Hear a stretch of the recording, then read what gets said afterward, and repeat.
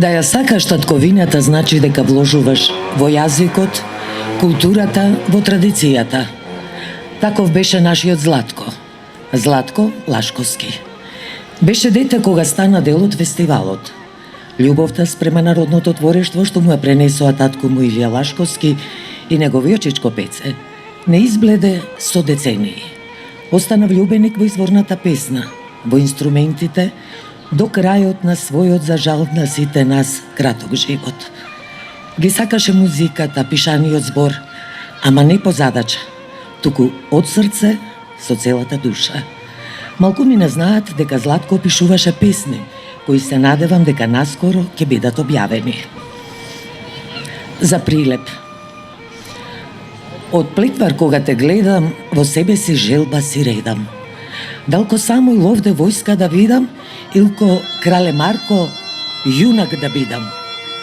Дали умен и смирен, ко Ѓорче и Пере да станам, илко Тарцан и Кузман во стание да кренам. Прилепе граду херој си. Јунаци многу не даде ти, за на народот и времето што иде, Македонија слободна да им биде. Ченто и Шарло гордо кренаа глава, зашто нивниот живот и труд се слават, а ти гордо ко саатот стоиш и се поубав во иднина пловиш. Се знаевме од деца, заедно растевме, се радувавме на сите семејни веселби, имавме убава младост. А семејството Лашковски, познати прилепчани, есен со неверојатен усет за хумор. Тоа беа убави времиња. Патот го донесе во Скопје на студии, па со неговата Горде и со синот Илија чекореа низ животот исполнет со љубов, со разбирање. По овоземното заминување на нашите татковци, ние веќе доволно зарели личности станавме дел од советот на фестивалот. Тага, ама и голема радост. Мајко, над гробот твој стојам со тага, копнеам по твојата насмевка блага. Го молам Бога уште еднаш само повторно со тебе да бидам, мамо. Да го чујам твојот глас мил на секаде каде што сум бил. Да ја слушнам твојата молба до Бога. Те молам, кај да ја врати го дома. Мајко, за мене единствена си знај. Се молев подолг да е твојот крај. Но ти толку рано си појде, ни твојот внук кај тебе не дојде. И денес секој спомен срце боди, за совет твој ни животот како да се оди.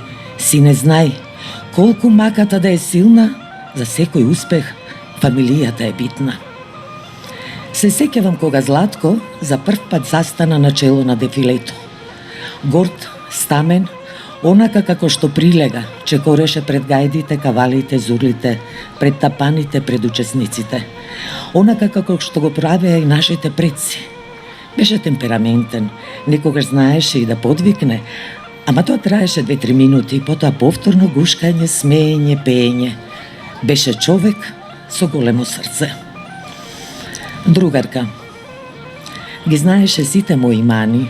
Ти ја кажува секоја љубовна мака и кога другите беа слепи и неми, ти секогаш ми подаваше рака.